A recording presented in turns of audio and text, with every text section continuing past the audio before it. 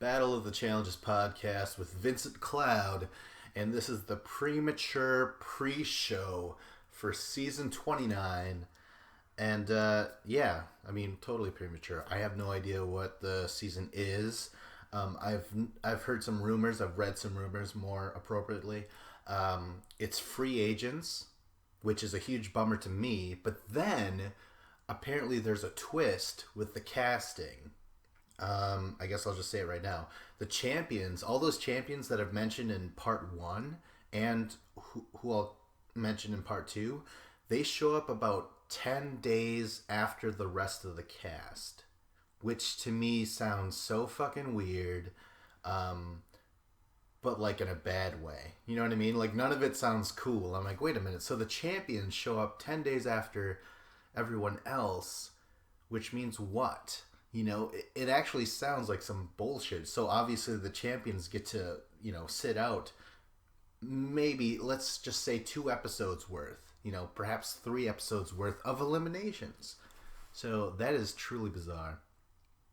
And I also have to acknowledge the incredible mistake that we made in the Premature Pre-show part 1, where we went on and on about Derek Kaczynski making a crazy comeback. He's not going to make a comeback. Maybe he got called. Maybe he went on the plane and he showed up and he's like, wait a minute, this isn't a duel?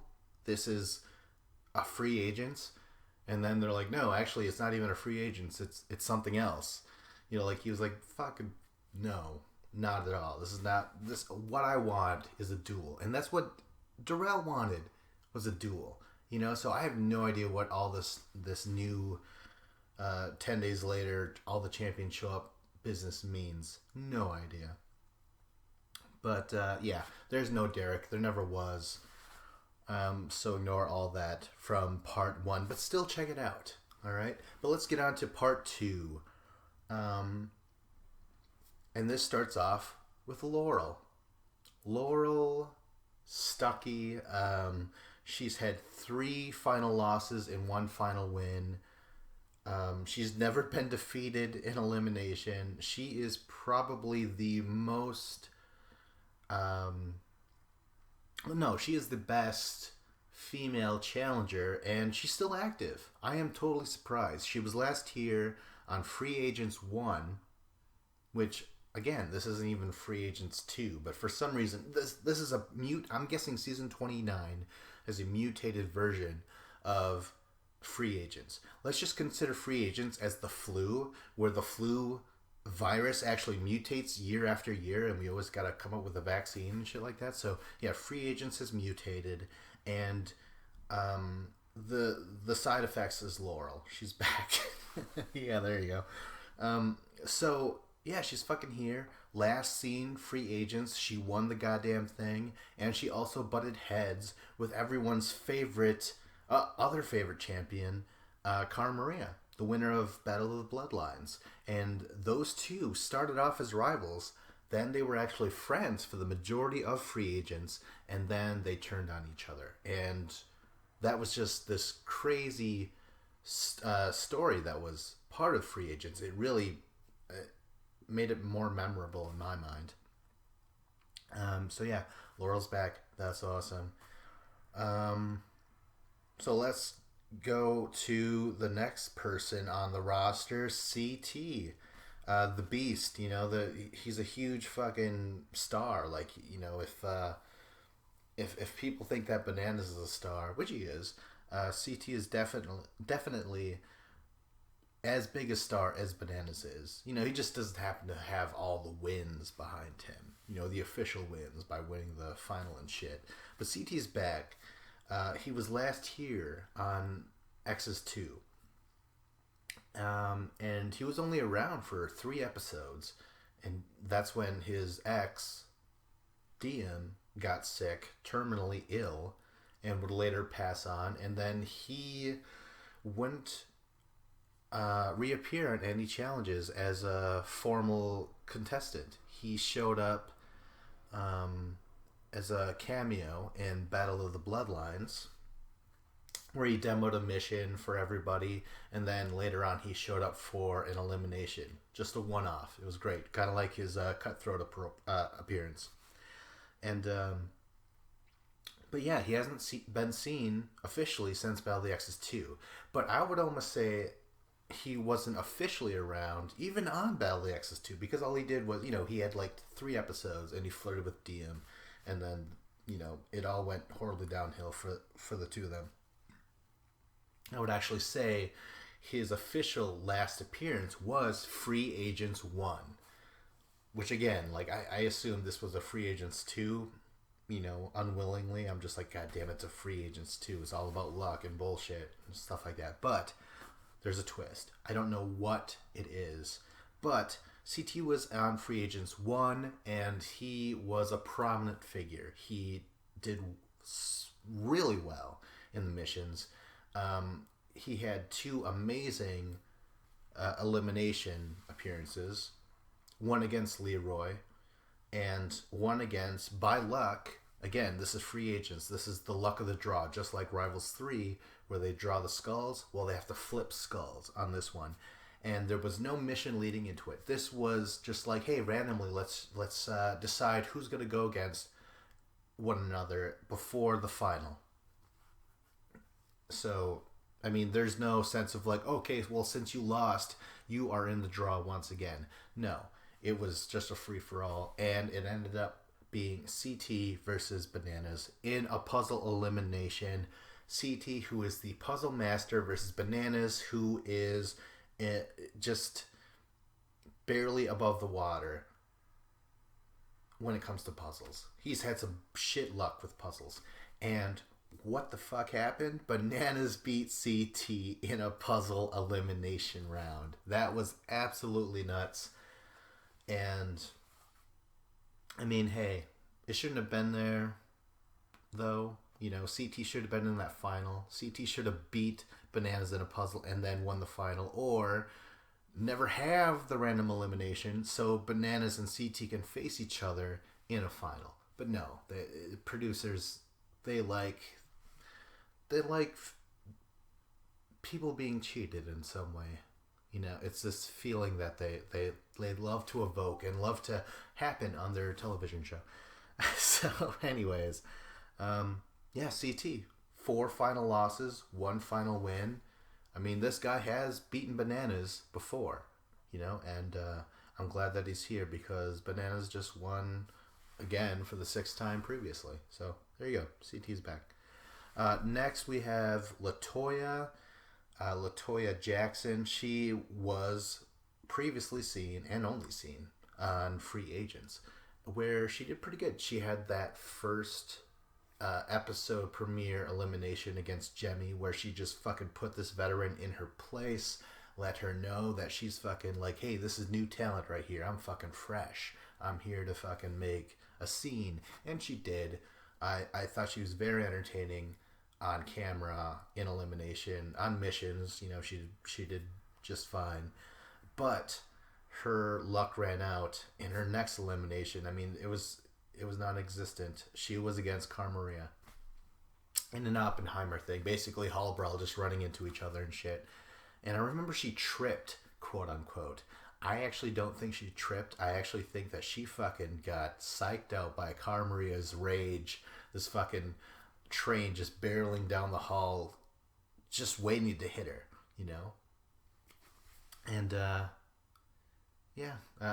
okay, she was beat by Carmaria, but now she's back. All right, so I'm not saying that. I guess since Carmaria intimidated her so much, allegedly, it's like, hey, it's cool that she's here, but if she's up against Carmaria or Laurel or any of these other head honchos that we've mentioned in the Part 1 podcast, she might be just seat filler for now. Like maybe she could take on these other girls that I'm going to mention who aren't quite up there in the stratosphere. Next, though, is a man, Shane. Fuck, I don't remember his last name. I wrote it all before. I haven't written it down now. But this guy was last seen in Fresh Meat 1. This guy is a fucking old school veteran.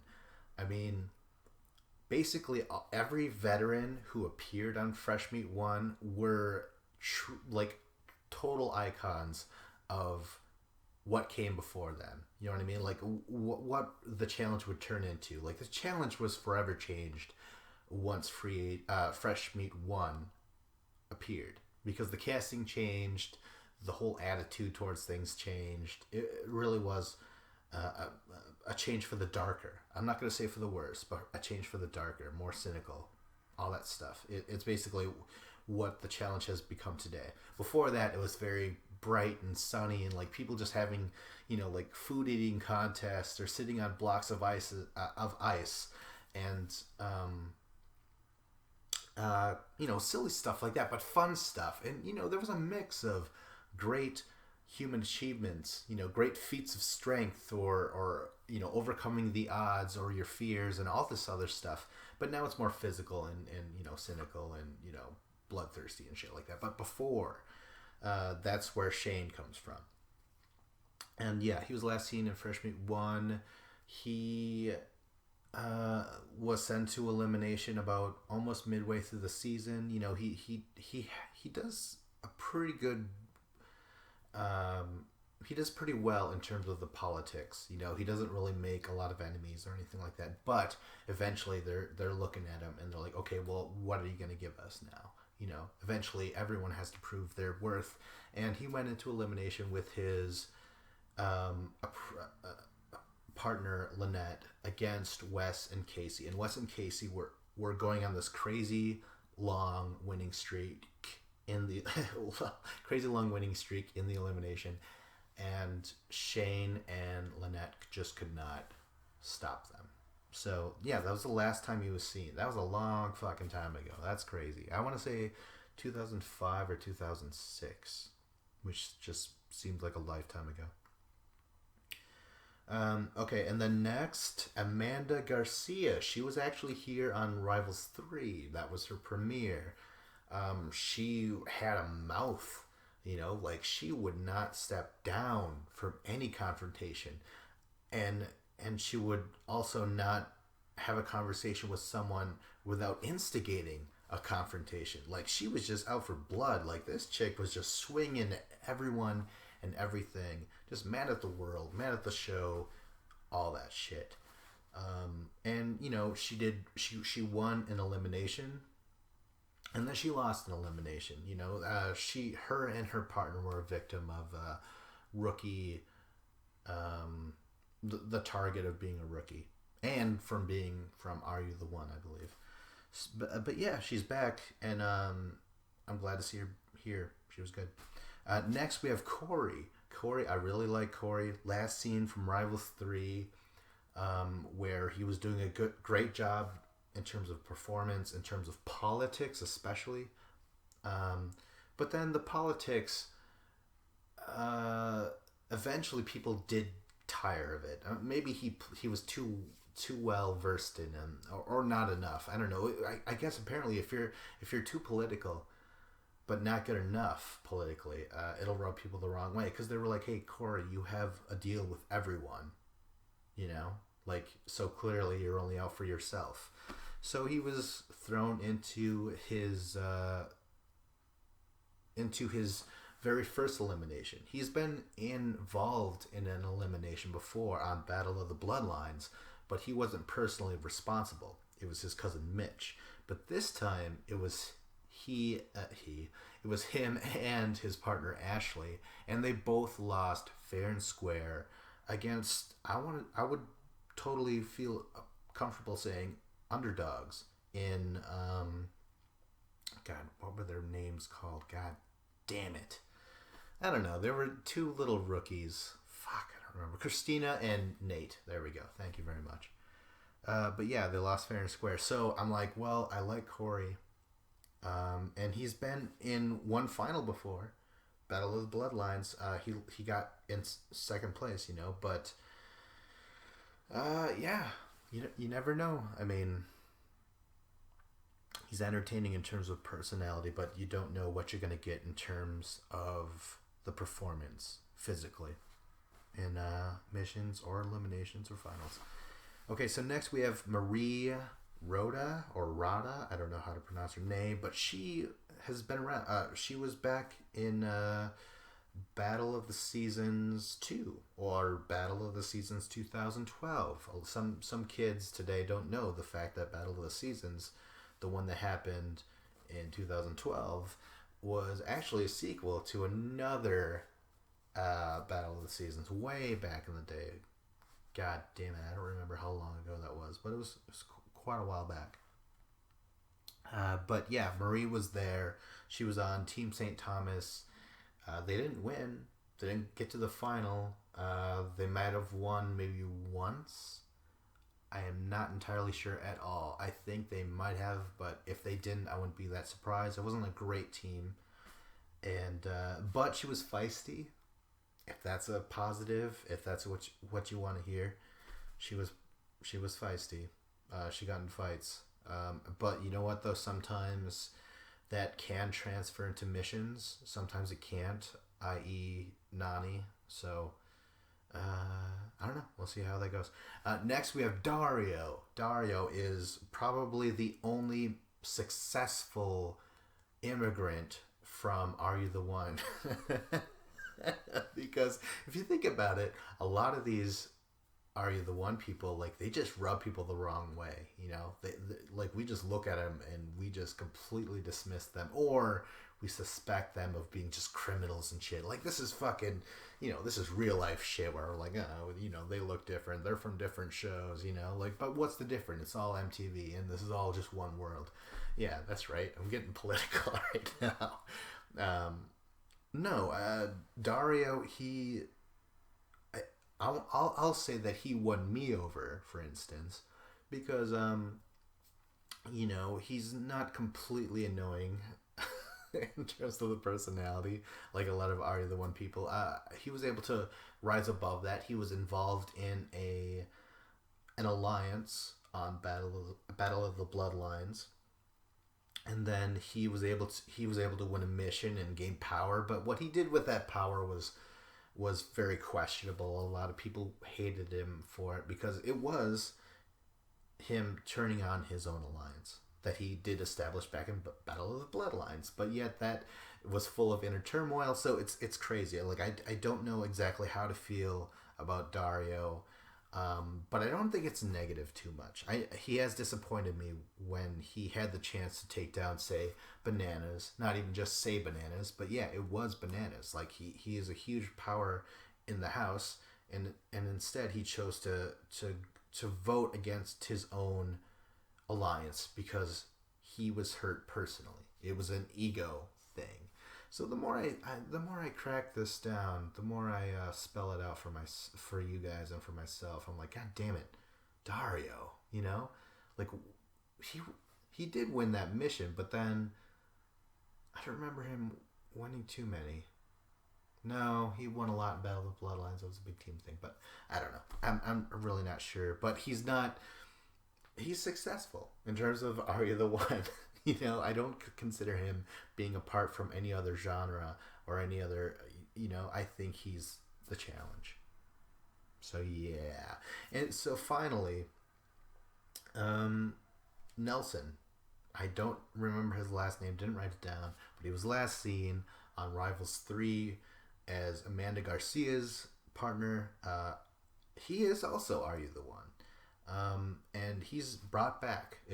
You know, not only do Are You the One people not really find an audience with us, but they also don't come back, which is the worst part. You know, at least try. You know, so, and maybe that's what the whole Dario thing was. You know, he actually came back, and we're just like, okay, fine, he's here now. You know, but yeah, Nelson's there. He was good. He was in shape. He never won a mission. He did win an elimination with Amanda, and then later on they would be sent in again, and then they would lose. So I don't know, but I do have faith in him. He just seems like a cool guy. He does seem to have the athleticism that a lot of these new guys seem to not even want to bring to the game. But yeah, that's all we have for this premature pre-show yeah, I don't want to add any more or take away any less because I still don't know what the title is. We still don't know any of that stuff. But make sure to like, comment, share. Can't remember. But yeah, do all that shit. All right, cool. Battle of the Challenges podcast with Vincent Cloud.